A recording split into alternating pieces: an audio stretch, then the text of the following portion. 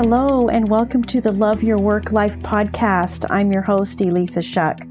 Whether you're going for that next promotion, looking for a job, or making a career pivot, I'll teach you how to navigate it all so you can have the career you want.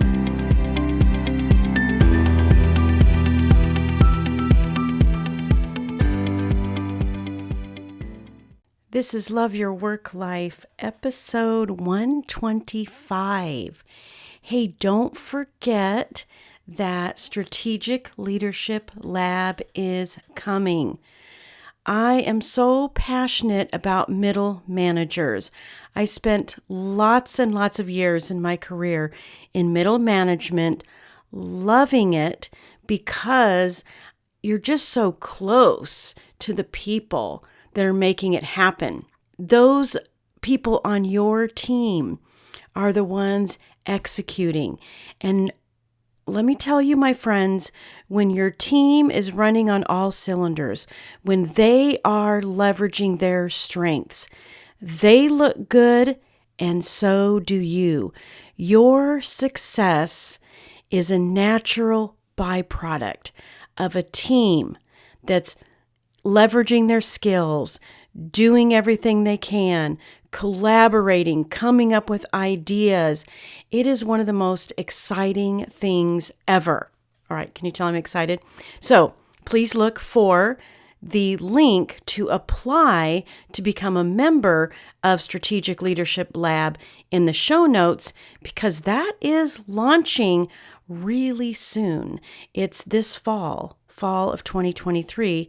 And as of this episode, we're getting towards the end of September, so you know it's coming. It's coming within the next couple of weeks or so.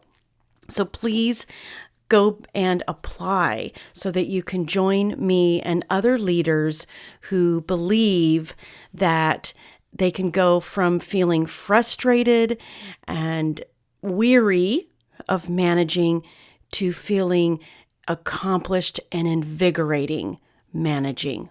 So good.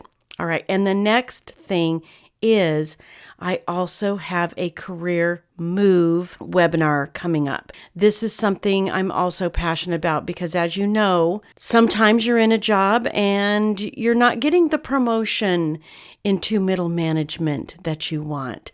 Or sometimes you're stuck in a toxic work environment. This new webinar, Career Move Magic, is going to change the game for you. So look for the link to that in the show notes as well. It will put you on the list to be notified when it's ready to go. All right. Super excited. Now, the topic of today's podcast, it's actually part 1 of 2.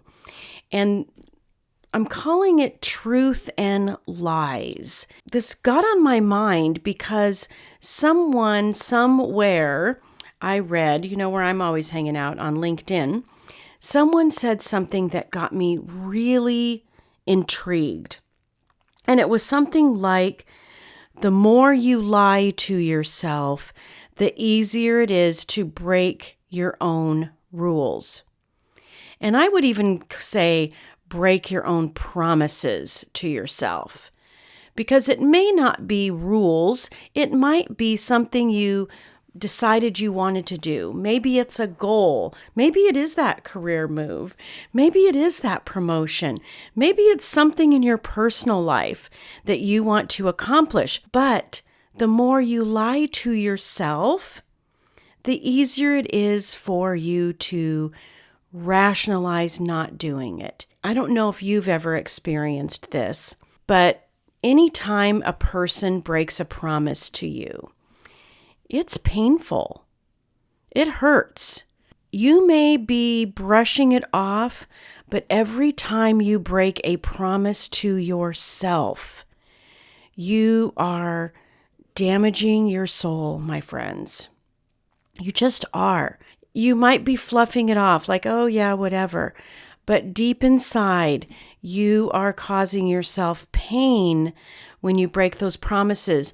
And it's the lies that you're telling yourself that are keeping you in that state of making it easy to break the promises that you've made to yourself. So how do we fix that? The first thing is to just make decisions. I love what Viktor Frankl says in his book, Man's Search for Meaning. Every single person on the planet has the power to choose our own way, to choose the meaning that we attach to anything that's happening to us. So the first thing you must do when you find that you're telling yourself lies is to choose your own way. But how do you know what the lies even are in the first place? Because I'm telling you, sometimes that record, that recording that's playing in your brain day in, day out is deep, deep, deep into the neurological pathways in your brain. It could be things that a teacher told you, parents, people that were close to you that said things that just don't serve you. And it's become an embedded lie in your brain that now you need to dig out. You need to uncover it so that you can create new neurological pathways through the decisions to choose your own way, through the power of the meaning that you attach to anything that's happening. So what are some of the lies that we tell ourselves? One of them could be, well, that's too hard. Getting a team to work well together as collaborative partners, if you're telling yourself, well, that's just too hard, it will be too hard. You will break the promise to yourself of having another team meeting or committing to one-on-ones with everybody, or the idea that you had that, gosh, maybe if we just set aside some time for free thinking and creative work on anything. That's something that Google does. They just set aside X% of time that people can work on anything they want. They've learned that people are doing things that are motivating to them and creative to them. They'll be more creative in the stuff they do that's specifically for the work. But if you had that idea, and because you have the thought, oh, it's just too hard, guess what? You won't follow through. You'll break your own rules. You won't keep your promises to yourself. That's a lie, that it's too hard. Here's another one. This is a biggie. I've tried everything. Really? Have you tried everything? This is a very common lie that we tell ourselves, because we do get to a place, admittedly, where we've tried lots of things and they didn't turn out exactly the way we wanted. But it's a lie that we've tried everything. When this lie comes up in your brain, I want you to challenge it. Such a great way to start changing things and moving out of the lies that keep you stuck is to actually just question it and say to yourself, what if that actually isn't true? What if I haven't tried everything? And if I haven't tried everything, what else could I try?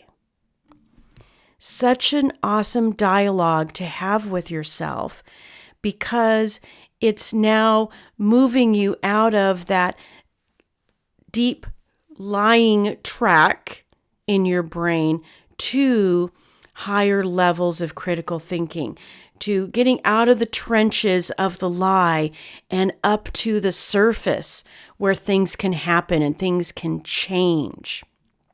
So powerful. Just acknowledging this might be a lie that I'm telling myself can change everything. What's another lie that we tell ourselves? Another one could be, I'm too young, I'm too old. Somebody on LinkedIn posted not too long ago a whole list of people who started new businesses, created accomplishments, and their age was 40, 50, 60s, 70s. Many of us who are moving up in age start to feel like we're too old to do anything. But what if you're young? Oh, I'm not old enough. People won't take me seriously. Lies, lies, lies, my friend. Internally, you are you. Age is a circumstance. Age does not define you. You define you. When you're telling yourself lies, like I'm too young, I'm too old, I don't have enough experience, I'm not good at interviewing, no one's going to take me seriously, these are lies that are keeping you stuck. They're keeping you from moving forward. Every time you think of the goal and tell yourself a lie about it, you're just entrenching yourself deeper into the lie. How else do you know it's a lie? Maybe it's not a conscious thought you have. But when you feel bad, there's a good chance that you just told yourself a lie. So I want you to use your emotions as a guidance system for uncovering the lies that you're telling yourself.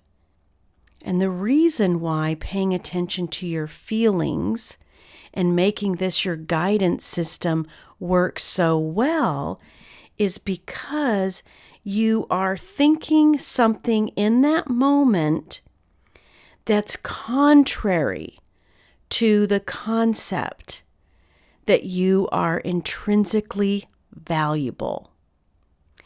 It's contrary to the concept of something deep inside you know to be true about you. Think about that for a second. You feel defeated, unworthy. You feel incompetent. You feel a sense of scarcity. All of those feelings are coming from the lies that you're telling yourself. So if you feel scarcity, if you feel defeated, and you're not sure where it's coming from, reverse engineer that back to the thought, back to the lie that you just told yourself. And when you find that thought, pick a different one. It sounds simple. Sounds almost too simple, but it actually works. It's a discipline. You must intentionally, consciously choose thoughts that move you to a different place, that get you out of the deeply entrenched, automatic behavior pattern, thinking patterns you may have been practicing for a very long time. So of course you would think the lie first, because you've been practicing that for so long.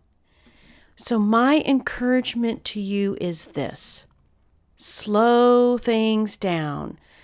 Use your feelings as a guidance system. When you feel bad, it's because you had a thought that was a lie. You had a thought that is contrary to what you know to be true inside yourself, which is that you are capable, you are not too old. When you step out with the knowledge, the strengths, and the abilities that you have, people will take you seriously. All right, my friends, that was part 1. Identify the lies. Get to work on changing those thought patterns. And in next week's episode is going to be all about the truth. New truths that you can tell yourself as we go deeper into retraining your brain. That's truth and lies. I'll talk to you again soon. If you like this podcast, I invite you to visit the Love Your Work Life website at elissashuck-careercoach.com. On the site, you'll find all the information you need to work with me one-on-one, as well as get access to my courses, Job Search Field Guide, and The Art of Stellar Interviews. I can't wait to help. I look forward to seeing you there.